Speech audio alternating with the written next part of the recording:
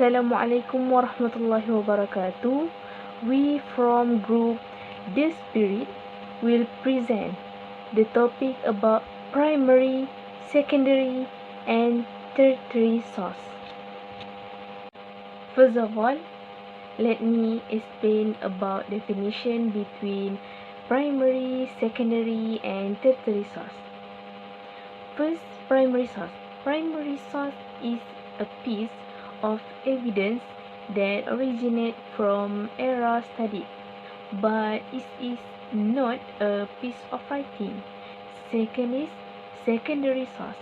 Secondary source gain information from historians and also add primary source to provide us with accurate historical knowledge. And the third one is tertiary source. Tertiary source is more about research and more detailed in research. As we know, the difference is not analyzed any source to create the new information. Hi guys, let me tell you more about primary sources. Primary sources is a term used to describe source material that is closer to the person, information, period or idea being studied. This may include diaries, letters, journals, newspaper and interview. Primary sources is an original first-hand or eyewitness account offering an inside view. Its content view information that has been interpreted, evaluated, paraphrased or condensed. Such sources are usually created during or very close to the time of the event they report on. The author of a primary source typically provided direct impression of event her or she is reporting on.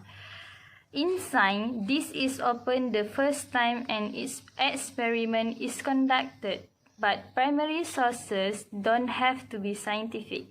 In history, this can be a journal from soldier in the first forward. Primary sources material can also represent original thinking reports on discovery and event or share new information and finally, they're considered to be authoritative. Okay, now let me tell you more about example of primary sources. First is newspaper, letters, manuscript, diaries, journals, memoirs, autobiographies, oral histories, map, research data, and video footage of events. Lastly is advantage of primary sources. The advantage of learning about history from a primary sources are, firstly, it is real from that time. Secondly, unbiased. Thirdly, has not been interpreted by others. Lastly, reflect the sources and thinking of that time. Hello, my name is ATHIRAH binti Muhammad ROSDI. Today I want to share about secondary sources. What are secondary sources? A secondary sources provide second-hand information that has been digested, analyzed, rewarded, and interpreted. And secondary sources are often written well after the events they report on and can put past information into its historical context. Next, secondary sources any material created using primary sources, and primary sources are considered authoritative while secondary sources are considered to be persuasive. Newspaper, articles, books, magazine, movie, internet, models, and book reviews are the example of the secondary sources. The advantage of using secondary sources, it is they give us information that has already been interpreted, and they give us information about time or place that we cannot visit. Next, they could allow us to learn about objects by replicating them as we cannot access fragile or unique items. While there are many advantages to using secondary sources, we must be aware of the disadvantage as well. The disadvantage of using secondary sources, it is second-hand information and may not be reliable due to various interpretations, and there may be a bias history is written by the victim. After that, they do not represent first-hand knowledge of a subject or event. Lastly, there are countless books, journals, magazines, articles, and web pages that attempt to interpret the past, and finding good secondary sources can be issue. Assalamualaikum. My name is AMIERAH. I would like to continue the presentation. What is tertiary source? Tertiary source offer information that has been gathered and distilled from primary and secondary. There can be and often is an overlap between secondary and tertiary source. What qualities define each is depend on your institution and your specific discipline. They are similar to secondary source in that they include both primary and secondary source. The difference, they do not present any new information, do not offer an analysis of information source. The key of the difference is do not analyze the source to create new information.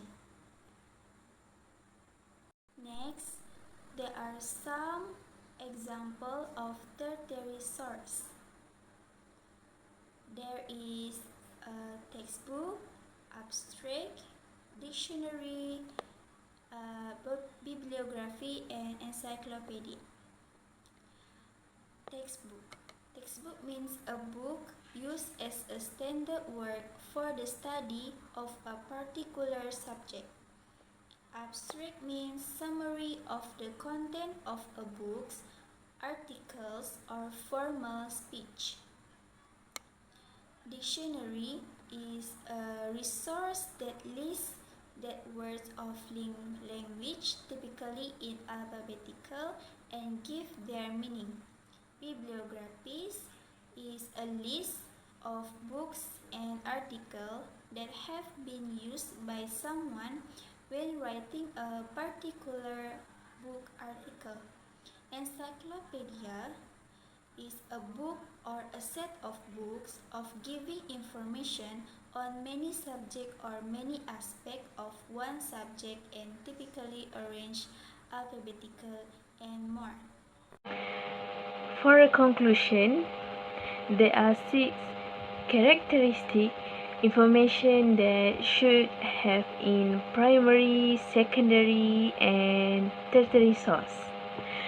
First is accuracy, second is completeness, third is timeless, fourth is consistency, fifth is relevant, and the last one is uniqueness. Thank you to everyone, and we hope you guys understand what is primary, secondary, and tertiary source.